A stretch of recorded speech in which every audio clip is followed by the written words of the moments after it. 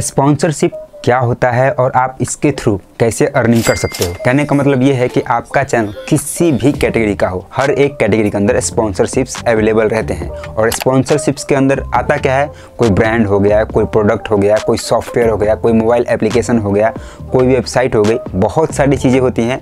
और इन्हीं चीज़ों को अगर हम अपने चैनल पे प्रमोट करते हैं, मतलब कि उनके बारे में बताते हैं, उनको एडवर्टीजमेंट करते हैं अपनी वीडियोज़ के अंदर, तो उसी के बदले में वो कंपनियां हमें पैसे देती हैं, जिसको हम स्पॉन्सरशिप कहते हैं। कहने का मतलब ये है कि जैसे कि किसी कंपनी ने मुझे मेल किया कि ये हमारा स्मार्टफोन है, इसके ऊपर आप एक वीडियो बना दो, हम आपको इतना अमाउंट देंगे, वो वीडियो इतने मिनट की होनी चाहिए। मैंने वो वीडियो बनाई, उसके बदले में उस कंपनी ने मुझे पैसे दिए, तो ये हो गया स्पॉन्सरशिप। तो ये जो स्पॉन्सरशिप है, यूट्यूब पे जितने भी कैटेगरी के चैनल्स होते हैं, हर चैनल्स पे अवेलेबल होते हैं। तो ये सारी चीज़ें किस तरीके से वर्क करती हैं, कैसे स्पॉन्सरशिप लोगों को मिलता है, आप अगर नए भी हो तो आपको भी ये फ्यूचर में किस तरीके से करना होगा, वो सब कुछ वन बाय वन करके इस वीडियो में हम सीखेंगे। तो वीडियो में एंड तक बने रहेगा। देखिए, स्पॉन्सरशिप से रिलेटेड सबसे ज़रूरी बात पहले मैं आपको बता देना चाहता हूँ, वो ये है कि अगर जब हम नया चैनल क्रिएट करते हैं, जैसे कि आपका भी अगर कोई नया चैनल है, आप अभी वीडियोज बना करके अपलोड कर रहे हो, थोड़े बहुत व्यूज आ रहे हैं, तो होता क्या है कि हम अपने अबाउट सेक्शन में, ठीक है, अबाउट सेक्शन में एक ईमेल आईडी देते हैं, जिस पे जो कंपनियां हैं वो हमें कांटेक्ट कर सके। मतलब कि कितने भी बड़े बड़े यूट्यूबर्स हैं, उनके अगर आप डिस्क्रिप्शन में जाओगे या फिर अबाउट सेक्शन में जाओगे, तो वहाँ पे आपको दिखेगा बिजनेस इंक्वायरी, और वहाँ पे एक ईमेल आईडी आपको दिखेगी, ठीक है। तो यहाँ पे पहले मेरी एक बात ध्यान समझ लो कि जो भी ईमेल आईडी आप दोगे, मान लीजिए कि आपने अपने डिस्क्रिप्शन में लिख दिया या फिर अबाउट सेक्शन में या फिर बिजनेस इंक्वायरी के लिए और कहीं भी दिया, तो वो ईमेल आईडी अलग होना चाहिए। मतलब कि आपने किसी एक ईमेल आईडी से अपना एक चैनल बनाया है, यूट्यूब चैनल बनाया है किसी भी ईमेल आईडी से, तो जिस ईमेल आईडी से आपने अपना यूट्यूब चैनल बनाया है, उस ईमेल आईडी को कहीं भी शेयर नहीं करना है। समझ में आ गई बात? उस ईमेल आईडी को हम कहीं भी नहीं शेयर करेंगे। हाँ, जो बिजनेस इंक्वायरी के लिए आप ईमेल आईडी डालोगे, वो कोई भी अदर ईमेल आईडी हो सकता है। मतलब कि आपने एक ईमेल आईडी से अपना चैनल बनाया, ठीक है, और एक अदर ईमेल आईडी ऐसे ही बना लिया, उसको हम बिजनेस इंक्वायरी के लिए दे दिए। कभी भी भूल के ये गलती आपको नहीं करनी है कि जिस ईमेल आईडी से आपने अपना चैनल बनाया हुआ है, उसी ईमेल आईडी को आपने बिजनेस इंक्वायरी के लिए दे दिया। फिर आपके साथ प्रॉब्लम हो सकती है, आपके साथ फ्रॉड हो सकता है। वो कैसे, अभी मैं आपको बताता हूँ। होता क्या है कि जब आप नए चैनल पे काम करना शुरू करते हो, कुछ एक व्यूज आने लगते हैं, तो ऑटोमेटिकली आपको अपने ईमेल पे, आपका जो ईमेल अकाउंट है उस पर ऑटोमेटिक बहुत सारे मेल्स आपको देखने को मिलेंगे। उसमें स्पॉन्सरशिप के भी मेल्स होते हैं जो कि बिल्कुल ही फेक होते हैं। लेकिन अगर आप नए हो, आपको जानकारी नहीं है, तो आपको लगेगा सब सही है, ठीक है। और उन मेल्स में बहुत ही ज़्यादा लिंक्स दिए रहते हैं, और गलती से भी आपने उन लिंक्स पे क्लिक किया, बस आपका चैनल उसी टाइम हैक हो जाता है। सारा एक्सेस आपके चैनल का उनके पास चला जाता है। फिर आप दौड़ते हो इधर उधर कि हमारा चैनल हैक हो गया, ठीक है, क्योंकि उसमें कुछ अमाउंट दिए रहते हैं। अमाउंट के पैसे के लालच में हमसे ये गलतियाँ हो जाती हैं और फिर ये प्रॉब्लम झेलनी पड़ सकती है, ठीक है। और वहीं पे अगर हम कोई अदर ईमेल एड्रेस भी दिए रहेंगे, तो ऐसे चांसेस कम होते हैं कि इस तरह की चीज़ें हो। बट यहाँ पे एक बात आप समझ लो, कोई भी स्पॉन्सरशिप का आपके पास मेल आए, वो सही भी है या फिर गलत, जैसा भी है, उसमें किसी भी तरह का कोई लिंक अगर दिया रहे, तो उस लिंक पे कभी भी आपको क्लिक नहीं करना है। याद रखिएगा ये बात, किसी भी तरह का कोई भी लिंक हो, उसको क्लिक करके आपको वहाँ से ओपन नहीं करना है, क्योंकि ऐसा अगर आप करोगे तो फिर आपके चैनल के साथ प्रॉब्लम हो सकती है, आपकी सारी मेहनत भी बर्बाद हो सकती है। जैसे कि मान लीजिए कि देखिए, जो आपके पास फ्रॉड ईमेल आ रहे हैं, मतलब कि स्पॉन्सरशिप वाले फ्रॉड ईमेल आ रहे हैं, लेकिन आपको समझ में नहीं आ रहा कि ये फ्रॉड हैं या सही हैं, ठीक है। तो मान लीजिए कि उस ईमेल को जब आप ओपन करोगे, तो वो क्या करते हैं, दो तीन चीज़ें करते हैं। उनका जो ईमेल का टाइटल होता है, उसी में सारी इन्फॉर्मेशन लिख देते हैं, या फिर जो कंपनियां होती हैं, जो ब्रांड्स होते हैं, उनके कुछ एक मीनिंग्स उसमें मिस्टेक दिखेंगे आपको, ठीक है। इसके साथ साथ ये भी होता है कि उन्होंने जो कुछ भी लिखा हुआ है ईमेल के अंदर, तो उसमें डायरेक्ट पहले ही आपको अमाउंट ऑफर कर देंगे कि इस तरह की आपको वीडियो बनानी है, हम आपको इतना अमाउंट देंगे। बिना आपके कहे ही वो अमाउंट ऑफर कर देते हैं। लेकिन ऐसा नहीं होता है। जो रियल टाइप के ईमेल आपको मिलेंगे, जो सही में ब्रांड प्रमोशन करवाने वाली कंपनी आपको मेल करेंगी, तो वो पहले आपको बताती है कि इस तरह की हमें वीडियो बनानी है, आप कितना चार्ज करोगे। उसके बाद आप अपना अमाउंट बताओगे कि हम इतना अमाउंट लेंगे, तो उसके बाद वो बताइए कि हाँ, हम आपको इतना अमाउंट देंगे या नहीं देंगे। तो उसके बाद सारी चीज़ें फाइनल होती है। कोई भी कंपनी, कोई भी ब्रांड प्रमोशन वाली कंपनी डायरेक्टली पैसा ऑफर नहीं करती है, वो आपसे बातचीत करने के बाद ही एक अमाउंट फिक्स होता है। इस बात का आपको ध्यान रखना है। दूसरी बात, मान लीजिए किसी भी ब्रांड प्रमोशन का ईमेल आपके पास आया हुआ है, वो कोई सॉफ्टवेयर हो, मोबाइल एप्लीकेशन हो, या फिर कोई और भी प्रोडक्ट हो, तो आपको क्या करना है, उसके बारे में दो जगह जाकर के ढूंढना है, चीज़ें सर्च करनी है, एक गूगल पे, एक यूट्यूब पे। मान लीजिए किसी भी ब्रांड प्रमोशन का लिंक आपके पास आया हुआ है या फिर ईमेल आया हुआ है, तो आप उस ब्रांड प्रमोशन से रिलेटेड जो उनका नाम है उसको जाकर के आपने यूट्यूब पे सर्च किया, तो अगर मान लीजिए कि वो कंपनी जेन्युइन होगी, सही होगी, तो उस तरह के ब्रांड प्रमोशन तो और लोगों के पास भी तो गए होंगे, तो ऑटोमेटिकली आपको उस टॉपिक से रिलेटेड वीडियोज मिल जाएंगे। अगर लोगों ने उस टॉपिक पे वीडियो बनाई हुई है तो आपको समझ में आ जाएगा कि हाँ ये ब्रांड प्रमोशन है, तो ठीक है ये ईमेल सही है। गूगल पे भी उनके बारे में जानकारी आपको मिल जाएगी, उनका असली अगर उनका रियल वेबसाइट होगा या फिर जो कुछ भी होगा तो वहाँ पे भी आपको मिल जाएगा। तो ये चीज़ें आपको ध्यान में रखनी है कि जब भी कोई मेल आए तो पहले उसमें लिंक वगैरह जो दिया हुआ है उस पर क्लिक नहीं करना है, और उसका जो भी नाम है उसको गूगल पे और यूट्यूब पे सर्च करके एक बार ज़रूर देख लो वो सही है कि नहीं है। मेरे पास भी जब भी कभी ऐसा कुछ आता है तो मैं उसको यूट्यूब और गूगल पे फाइंड करके उसके बाद ही श्योर होता हूँ कि ये सही है या नहीं है, ठीक है। तो इस चीज़ का आपको भी ध्यान रखना है। अब नेक्स्ट बात ये है कि जो स्पॉन्सरशिप होते हैं वो दो तरह के होते हैं। दो तरह के इट मीन्स कि एक बार्टर होते हैं, एक पेड होते हैं।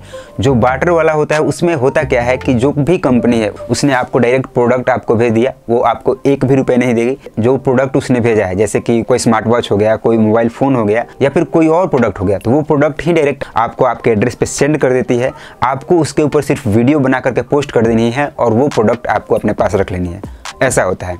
दूसरी कैटेगरी हो गई पेड वाली। पेड वाले स्पॉन्सरशिप में होता क्या है कि जो भी कंपनी है, जिस भी तरह की जो प्रोडक्ट है या फिर किसी भी चीज़ की है, तो वो आपको बोलते हैं कि हमारे लिए इतना मिनट का वीडियो बनाओ, आप हमारा जो प्रोडक्ट है उसके बारे में ये बातें आप बता करके वीडियो बना दो, हम आपको इतना अमाउंट देंगे, या फिर आपसे वो डिस्कस कर लेते हैं और एक अमाउंट फिक्स हो जाता है, फिर वही अमाउंट आपको मिलता है। मतलब कि उस टॉपिक से रिलेटेड आपने वीडियो बना करके पोस्ट कर दी, फिर वो आपको पेमेंट कर देते हैं। तो इस तरीके से सारी चीज़ें होती हैं। अब नेक्स्ट सबसे इंपॉर्टेंट चीज़ की बात कर लेते हैं कि जो भी स्पॉन्सरशिप के मेल्स आते हैं वो इंग्लिश में रहते हैं, मतलब लगभग इंग्लिश में ही रहेंगे। फॉरेन कंट्री के हो या फिर इंडिया के हो, सब इंग्लिश में रहते हैं। तो आपको देखिए इंग्लिश में समझ में आ रहा है, पढ़ करके सब कुछ समझ में आ गया तो बहुत अच्छी बात है।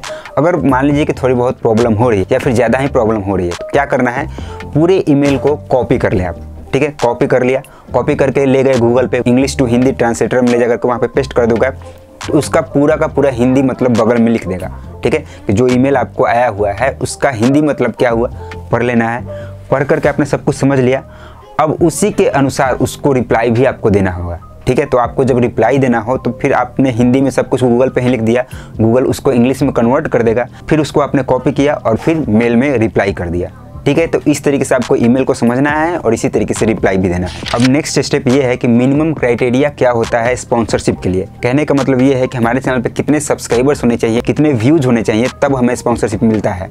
तो देखिए एटलीस्ट कम से कम आपके चैनल पे 5000 तक सब्सक्राइबर्स होने चाहिए।